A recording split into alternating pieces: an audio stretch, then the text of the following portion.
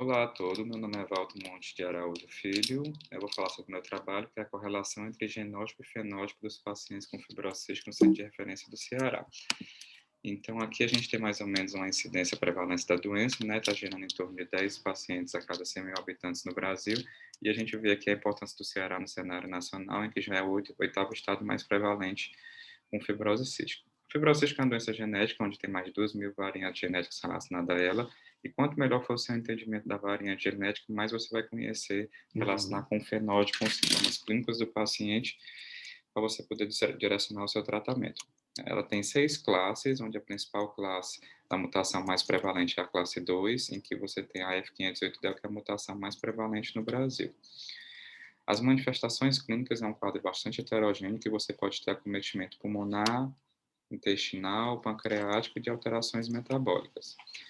Os dois mais prevalentes da doença, com certeza, são o quadro respiratório e o quadro gastrointestinal, que são justamente os que têm a maior influência genética, onde tem as duas marcas da doença, que são a formação das bronquiectasias e da insuficiência pancreática. O diagnóstico da doença ele é suspeitado através do teste do pezinho, com a dosagem do ITR, mas o diagnóstico é confirmatório através do teste do suor e da presença da mutação genética em 2 alelos. Um pouco da questão da microbiologia é que existe um tropismo dos pacientes com fibrose cística pela mutação pela bactéria Pseudomonas aeruginosa, que é um gram negativo, mas a bactéria que tem pior prognóstico respiratório é a Burkholderia cepacia. O tratamento desses pacientes é multidisciplinar, feito com mucolíticos, fisioterapia adequada, frequente, nutrição, mas o que mudou bastante a questão desses pacientes é a introdução dos moduladores da CFTR, que são medicamentos direcionados a mutações específicas.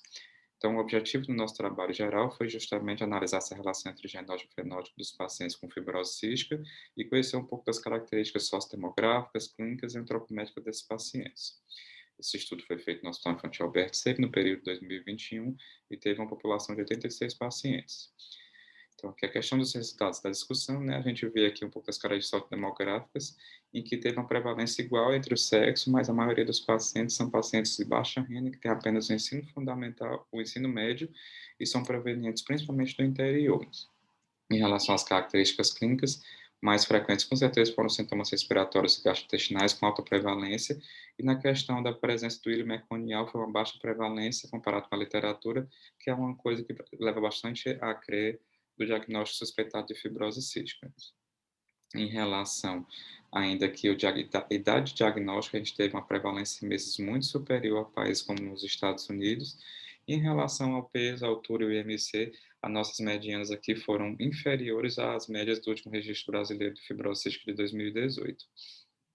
Já na microbiologia, uma coisa interessante foi a prevalência de Pseudomonas aeruginosa mucoide, que é a nível de 33% comparado com 19% do último registro brasileiro. E na questão da prevalência de estafilococcus, que é bem inferior aqui à média nacional. Já na parte da genética, a prevalência de F508del homozigoto é 60% nos nossos pacientes, e são médias que são bem muito superiores a dados nacionais e internacionais. Aqui a gente consegue ver todos os pacientes nossos que participaram do estudo das suas mutações, e a gente tem aqui as variantes mais encontradas no Brasil. As 3 primeiras estão presentes aqui no nosso serviço. Nas considerações finais, a gente vê que nessas últimas décadas mudou bastante a questão do diagnóstico precoce e o tratamento desses pacientes, né? Existe uma grande variedade étnica presente no Brasil e que faz com que tenha bastante resultados diferentes de epidemiologia e das variantes genéticas, né? A nossa média justamente de F508del foi muito superior comparado das nacionais e internacionais, e a importância disso é justamente porque com essas terapêuticas novas que são direcionadas a mutações específicas, é muito importante conhecer o perfil genético do seu e serviço para você poder direcionar o melhor tratamento para os seus pacientes.